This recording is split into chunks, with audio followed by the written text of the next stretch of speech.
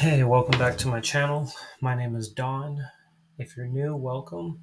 And in this video, I'm going to show you how to create a financial portfolio analysis. We're going to create two different types of charts. We're going to create a pie chart and we're going to create a stacked area plot. And we're going to be using the Matplotlib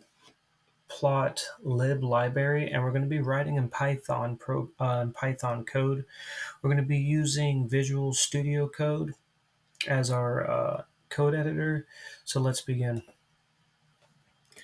First things first, we're going to create a new folder, and we're going to name this portfolio project. Once we have that, we're going to go to Visual Studio Code.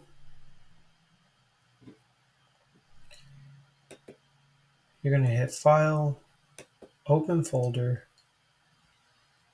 You're going to go to Desktop, and you're going to pick the folder we just created. Where is it? Portfolio Project.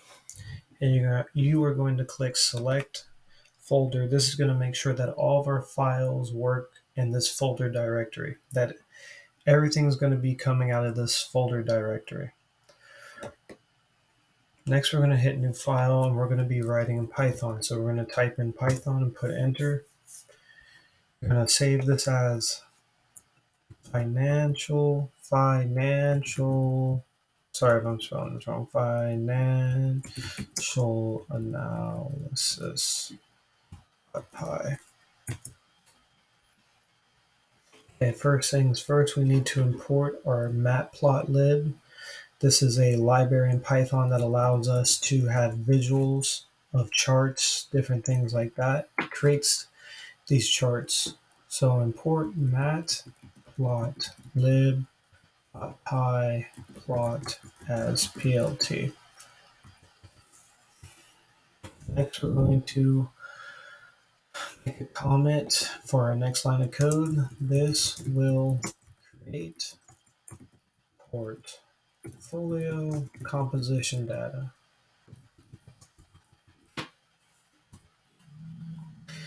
We're going to create a variable called labels. We're going to put in this stocks, bonds,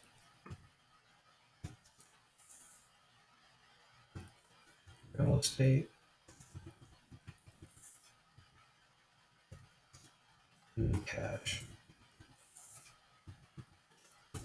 So we just created a list, and we took all of these values in the list and assigned it to the variable called labels. Next, we're going to do sizes. And the sizes is going to be creating the propositions of each asset class. So pretty much declaring how much in this portfolio do we have in each section of stocks, bonds, real estate, and cash. So we're going to say 0.6, let's say 0.2, 0.1, and 0.1. And then we will move on to the next part. Next, we're going to create is the data that will keep track of our performance, our annual return. So we're going to say this will create portfolio performance data, annual returns.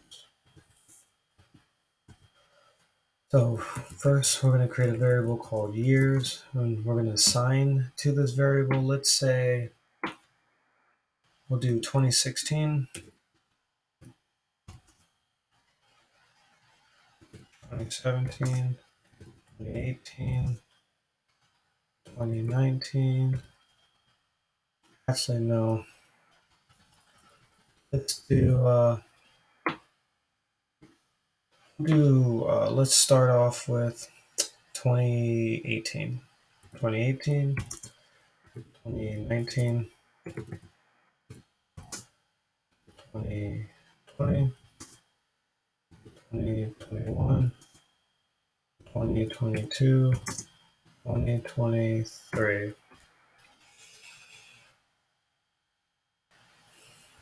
Okay. Now we're going to create a variable called stock returns. Make this equal our list, and this is pretty much the percentage of the annual return that we'll get for each stock, or each year. Excuse me. So we have 0.15. Let's say 0.1, negative 0.3, 0.12, 12, 0.18, 0.2. Next, we'll move on to bond returns. We will assign, let's say, 0.05, 0.03, 0.05, 0.07. We'll say 0.05. Now we move on to real estate returns.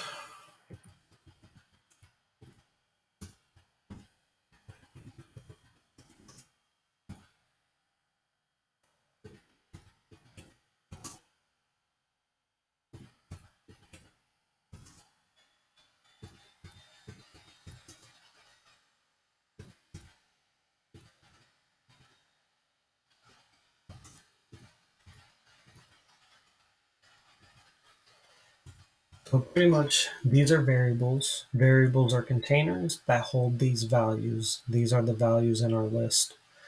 Now that we have that set up, now we're going to create our pie chart. So we'll say this will create a pie chart to represent portfolio composition. We're going to say figure 1 equals BLT subplots. So now that we did our layout, now we're assigning all this information to a visual pie chart that we'll see.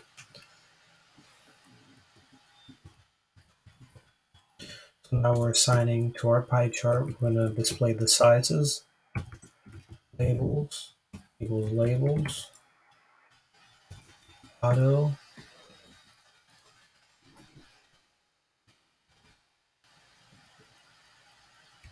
ACT equals 1, 1.1, percentage. And what this will do, oops, messed up. What this will do is going to display our percentages in the pie chart. And now we'll say start angle equals 90. All right, let's see what we got.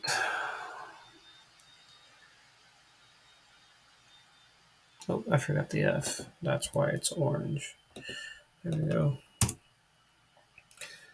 Now we will do axle, or AX1 axis. I'm going to put equal. And we're going to leave a comment so we know what this is. And we'll say gives equal aspect ratio ensures that pi is a circle. And then we will now set the title, which will be AX1 set title. I'm going to name this. Whoops. portfolio composition. Now we got that. Now we're going to create our stacked area plot. Now we're going to take all the information we put up here and have it display in a stacked area plot. So we'll say this will create a stacked area plot to represent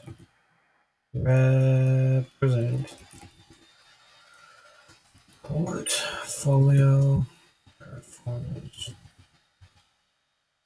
I'm going to say fig, comma, x2 equals plt subplots. Pretty much you can look at it as like this. This is the information, and now we're drawing it on the screen down here.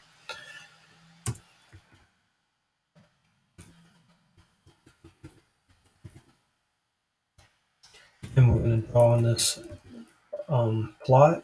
We're going to draw the years. We want the information of the years displayed. Stocks return, or stock return. On returns. Real estate returns. And cash returns.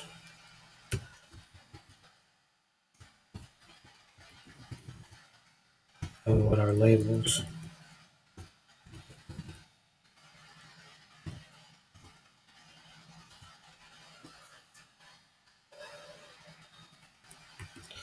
Now we're drawing our legend. We want our legend. We want it to appear in the upper left corner or in the upper left. So we're locking that in. We want that to appear in the upper left.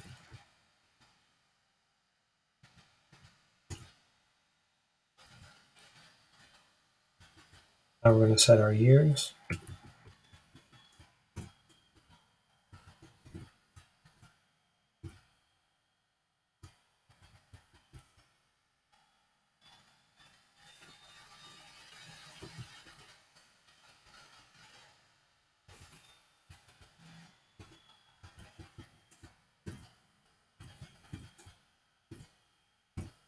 We want our returns. Make sure all of these, the last two are capitalized.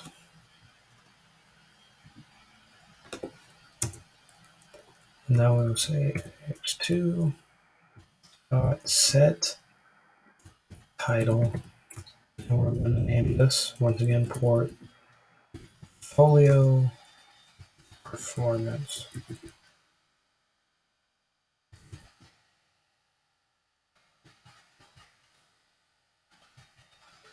Now that we have that created, next we're going to do the last part of code, which will display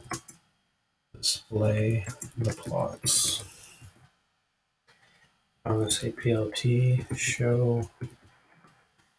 Now we're going to hit file, save.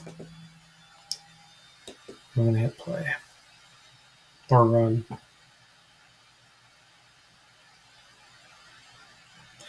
Okay, 15 says, and once again, your terminal will display down here any syntax errors or anything like that. It says line 15 in module ax.py sizes. It says name ax is not defined. Did you mean ax1 line 15? Let's take a look. AXPy.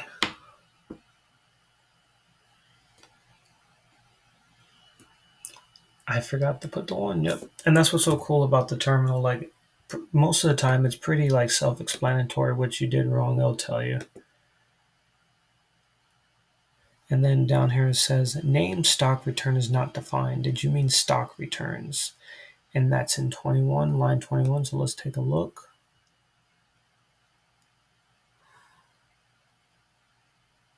And yes, I forgot the S. File, save. And now we will hit the run button again. And then bond returns. Name cash returns is not defined. Did you mean bond returns? Let me see, what did I do wrong here?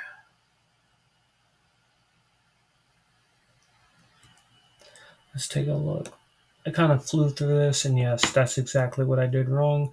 If you see right up here, I forgot to put cash return, so we got to go back up here. On line 12, we will define the variable cash returns. And now we're creating our percentages for that, which is, we'll say 0.02, 0.02, 0.01, 0.015, 0.015, and we'll say 0.02. Hit File, Save. Let's go down to the terminal and clear some of this. Just type in clear and then we'll erase it. And then let's try it again. All input array dimensions is set for the connotations. Let's see, value error. Line 289. Let's see, why is that happening? Okay, I'm going to pause the video, figure out what's going on, and I will be right back. Okay, I'm back. Sorry about that. So the problem was that my array indexes weren't matching in my axis areas. So I went back and I fixed that. So let's try this one more time. I'm going to hit clear. I'm going to run this program now. And there we go. It works. We have our portfolio performance chart right here, our plot, and we have our composition pie, our portfolio pie that declares how much of our assets are in each